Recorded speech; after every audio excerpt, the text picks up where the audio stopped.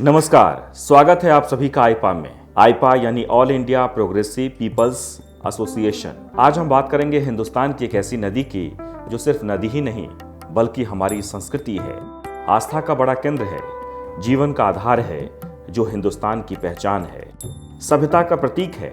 उनकी गर्जना में भी मिठास है, उनका जल अमृत के समान है, उनकी शीतलता मनमोहक है, लहरों की धारा में स्फूर्ति है, वो न कभी थकती है न कभी रुकती है, वो तो अविरल और अविनाशी है।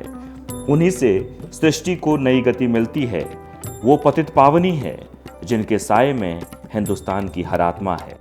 आखिर क्या वजह है कि बिना बुलाए ही उनके तट पर असंख्य लोग अब तक पहुंच चुके हैं? क्योंकि वो माँ गंगा है, भारत की तीसरी बड़ी नदी है, जो लगभग 2500 किलोमीटर की दूरी तय करती है। आज अपनी अस्मिता को खोती जा रही है। आखिर क्यों गंगा की हालत बद से बदतर होती जा रही है? एक अनुमान के मुताबिक गंगा में हर रोज लगभग करोड़ों लीटर गंदा पानी बहाया जाता है। गंगा हमारी माँ है, तो फिर गंगा के साथ इतना अत्याचार क्यों? क्यों गंगा की सफाई के लिए लोग जागरूक नहीं हैं? ये जानते हुए भी कि गंगा है तो जीवन है, लेकिन फिर भी लोग बेपरवाह बने हुए हैं। गंगा के उद्गम से सागर में मिलने तक की कहानी हम अपने अलग अलग एपिसोड में आपको बताएंगे। साथ ही ये भी बताएंगे कि क्या है अविरलता और निर्मलता के लिए ठोस उपाय। लेकिन इन सब के बीच पहले ये जानना जरूरी है कि आखिर गंगा का स्वरूप क्या है, कहाँ से शुरू होती है। गोमुख से गंगा सागर तक हिंदुस्तान की कितनी नदियाँ गंगा में समाहित होती हैं, उन नदियों की स्थिति क्या है, पौराणिक महत्व क्या है, सभी जानकारियाँ अपनी अलग अलग एपिसोड में हम आपको बताएंगे। आज हम अपने पहले एपिसोड में सिर्फ यही बताने वाले हैं कि आखिर गंगा बनती कहाँ से है।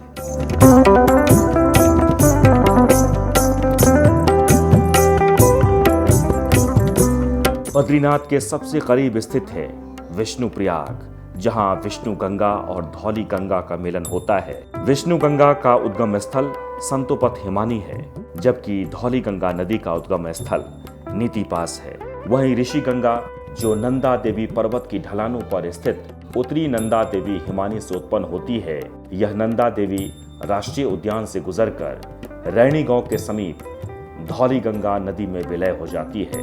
धौली गंगा बड़े वेग से विष्णु प्रयाग में अलकनंदा से मिलती है। संगम पर लहर तेज होने के कारण यहाँ श्रद्धालुओं के लिए स्नान संभव नहीं होता, इसलिए पास में ही विष्णु कुंड है जिसमें श्रद्धालु स्नान करते हैं।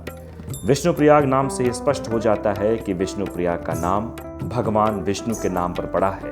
कहा जाता है कि नारद मुनि ने इसी स्थल पर भगवान विष्णु की तपस्या की थी। उन्होंने पंचाक्षरी मंत्र का जाप किया और स्वयं भगवान विष्णु उनको दर्शन देने के लिए यहाँ पधारे थे। विष्णु प्रयाग में भगवान विष्णु का मंदिर भी है। यह सागर तल से 1372 मीटर की ऊंचाई पर स्थित है। विष्णु प्रयाग चमोली जिले के जोशी मठ से आगे बद्रीनाथ मार्ग पर स्थित है। ऋषिकेश से विष्णु प्रयाग की दूरी लगभग 272 किलोमीटर है। जोशी मठ से नीचे उतरने के बाद कुछ दूरी पर यह पवित्र स्थल स्थित है। जोशी मठ से यहाँ की दूरी 10 किलोमीटर है, जबकि विष्णु प्रयाग से बद्रीनाथ लगभग 35 किलोमीटर आगे है। विष्णु प्रयाग से कागभुसुंडी ताल के लिए भी रास्ता जाता है। बद्रीनाथ यात्रा पर जाने वाले तीर्थयात्री विष्णु प्रयाग में कुछ देर के लिए रुकते हैं। यहाँ पर विष्णु कुंड में स्नान करने और भगवान विष्णु के दर्शन करने के बाद वे आगे बद्रीनाथ के लिए निकल पड़ते हैं। विष्णु पुराण में विष्णु गंगा में 5 तथा अलकनंदा में 5 कुंडों का वर्णन है।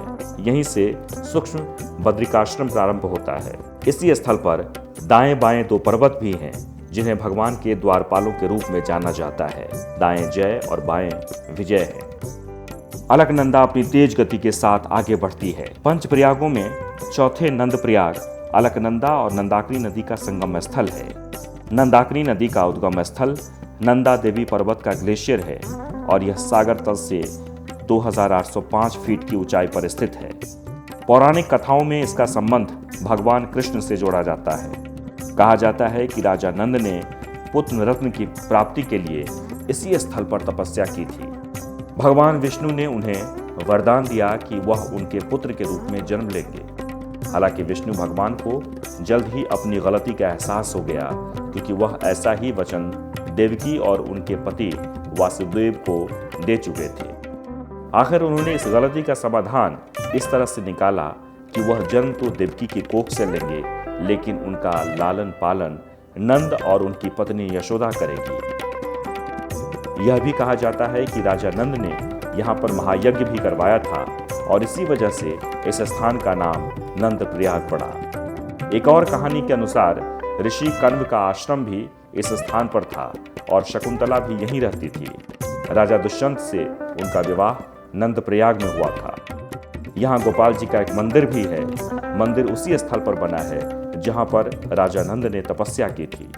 तीर्थयात्री संगम पर स्नान करने के बाद श्रद्धालु गोपाल जी के मंदिर में दर्शन के लिए आते हैं। इसके अलावा यहाँ चंडिका देवी का मंदिर है। यह इस क्षेत्र के 7 गांवों की देवी मानी जाती है। यहाँ नवरात्र के अवसर पर बड़ा मेला लगता है। कर्णप्रयाग से नंदप्रयाग की दूरी केवल 21 किलोमीटर है।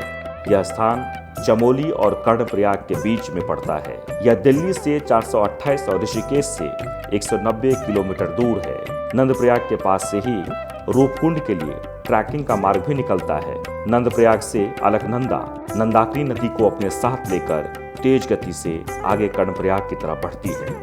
कर्णप्रयाग अलकनंदा और पिंडर नदी के संगम पर बसा है। पिंडर नदी, जिसे कर्णगंगा के नाम से भी जाना जाता है, कुमाऊं के बागेश्वर स्थित पिंडारी ग्लेशियर से निकलती है, जो 3820 मीटर और 12,530 फुट की ऊंचाई पर स्थित है। महाभारत के महान योद्धा और दानवीर कर्ण के नाम पर कर्णप्रयाग का नाम पड़ा है। कर्ण को सूर्य और कुंती का पुत्र भी माना जाता है। पौराणिक कथाओं के अनुसार कर्ण ने उमा देवी की शरण में रहकर यहाँ भगवान सूर्य की तपस्या की, जिसके बाद उन्हें अभेद्य कवच, कुंडल और अक्षय धनुष प्रदान किया गया। इसलिए इस स्थान पर स्नान के बाद दान करना पुण्यकारी माना जाता है। यह भी कहा जाता है कि भगवान कृष्ण ने इसी स्थान पर कर्ण का अंतिम संस्कार किया था और इसलिए यहाँ पर पितरों को तर्पण देना भी महत्वपूर्ण माना जाता है। एक और कहानी के अनुसार शिव के अपमान के बाद जब पार्वती अग्निकुंड में कूद गई थी तो उन्होंने हिमालय की पुत्री के रूप में अपना दूसरा जन्म लिया। उनका नाम उमा देवी था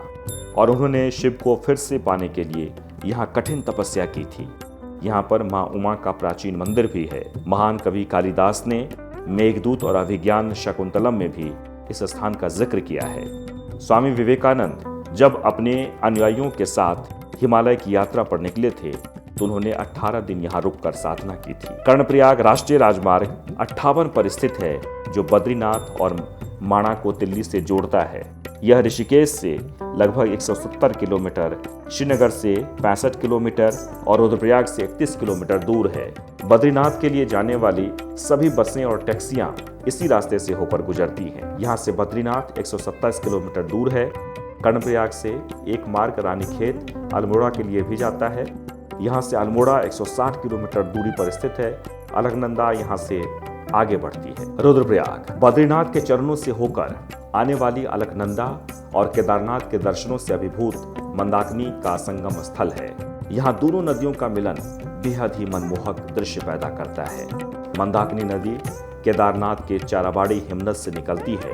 वहीं केदारनाथ मार्ग पर रुद्रप्रयाग और गौरी कुंड के मध्य स्थित सोनप्रयाग समुद्र तल से 1829 मीटर की ऊंचाई पर स्थित है। यह वह स्थान है जहां पर बासुकी और मंदाकिनी नदियों का संगम होता है। बासुकी ताल केदारनाथ धाम से समुद्र तल से 14,200 फीट की शानदार ऊंचाई पर स्थित एक उच्च हिमनद झील है।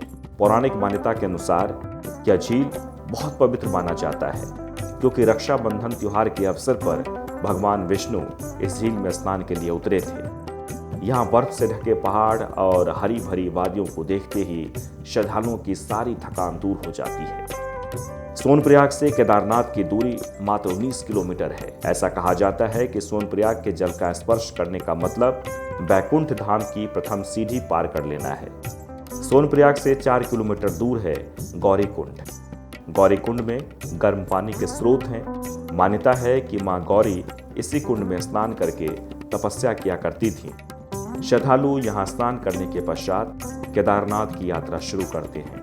कहा जाता है कि भगवान शिव और पार्वती का विवाह यहाँ से 14 किलोमीटर दूर स्थित गांव त्रियुगनी नारायण में हुआ था। त्रियुगनी नारायण से केदारनाथ की दूरी 5 किलोमीटर है। यात्रियों को 5 किलोमीटर का यह मार्ग पैदल ही तय करना पड़ता है। रुद्रप्रयाग में मंदाकिनी नदी अलकनंदा नदी में मिल जाती है।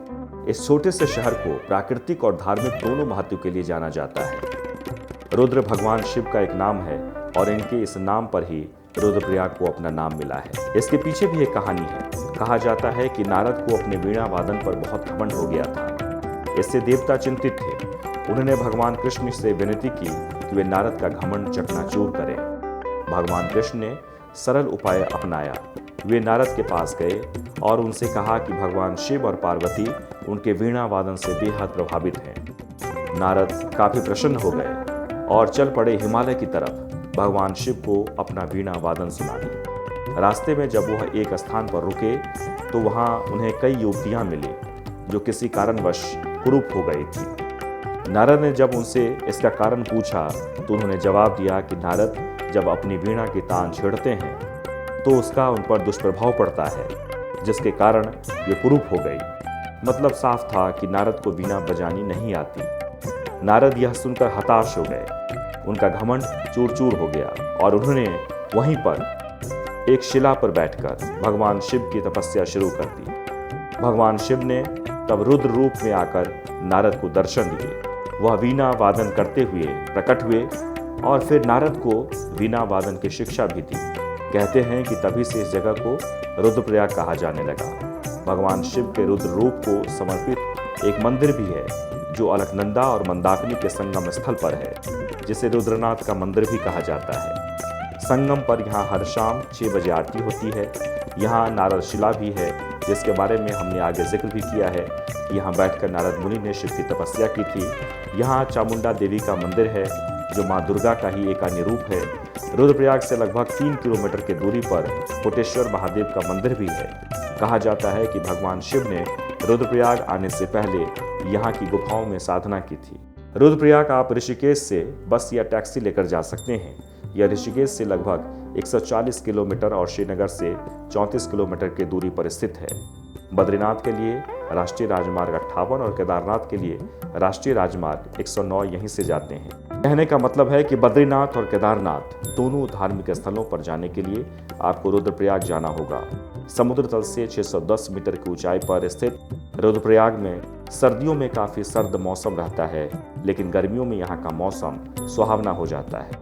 यहाँ रात्रि विश्राम करने के लिए अच्छे और सस्ते दर पर होटलों, लॉज आदि की व्यवस्था है। रुद्रप्रयाग में मंदाकिनी नदी अलकनंदा नदी से मिल जाती है। उसके बाद अलकनंदा नदी वहां से बहती हुई देवप्रयाग की ओर बढ़ती है। उत्तराखंड के 5 प्रयागों में सबसे अधिक महत्वपूर्ण माना जाता है देवप्रयाग। यह वह स्थल है जहां पर शांत सौम्य अलकनंदा से रौद्र रूप और कोलाहल के साथ बहने वाली भागीरथी का मिलन होता है। यहीं पर से ये दोनों नदियां मिलकर गंगा बन जाती है। भागीरथी उत्तरकाशी में स्थित गोमुख से निकलती है। कुछ ही दूरी पर भिलांगना नदी भागीरथी में मिलती है।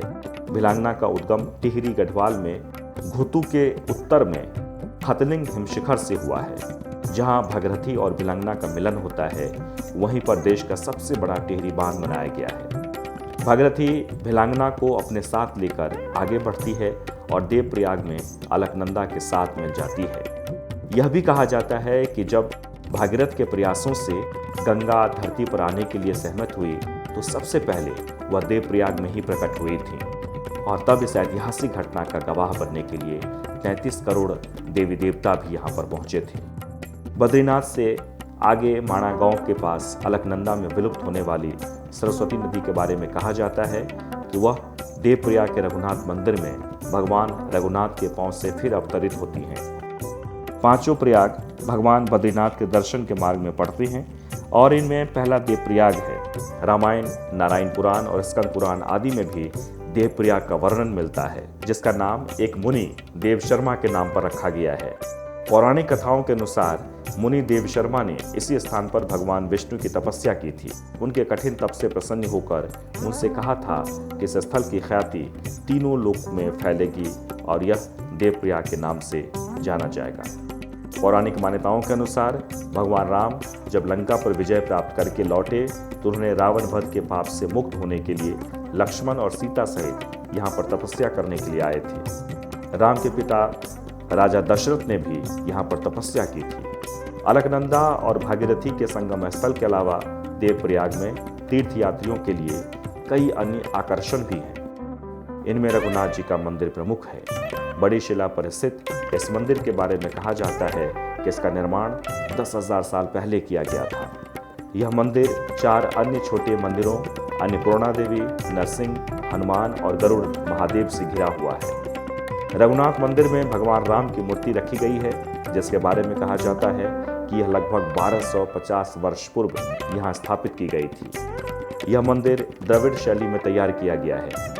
रामनवमी, बसंत पंचमी और वैशाखी आदि पर्वों पर यहाँ पर विशेष पूजा अर्चना होती है। इसके अलावा डांडा नागराज मंदिर और चंद्र बदनी मंदिर भी यहाँ पर स्थित है। देवप्रयाग में पितरों का श्राद्ध भी किया जाता है। यहाँ भागीरथी नदी पर वशिष्ठ कुंड और अलकनंदा के किनारे पर ब्रह्मकुंड है। यहाँ पर एक स्थान बैताल शिला भी है, जिसके बारे में कहा जाता है कि वहाँ पर स्नान करने से कोढ़ रोग से मुक्ति मिल जाती है। देवप्रयाग दिल्ली और बद्रीनाथ राष्ट्रीय राजमार्ग संख्या कैसे जाएं देवप्रयाग? देवप्रयाग दिल्ली और बद्रीनाथ राष्ट्रीय राजमार्ग संख्या 58 पर स्थित है। यह दिल्ली से 295 किलोमीटर और ऋषिकेश से लगभग 73 किलोमीटर दूर है। ऋषिकेश से देवप्रयाग पहुंचने में 2.5 से 3 घंटे का समय लग जाता है।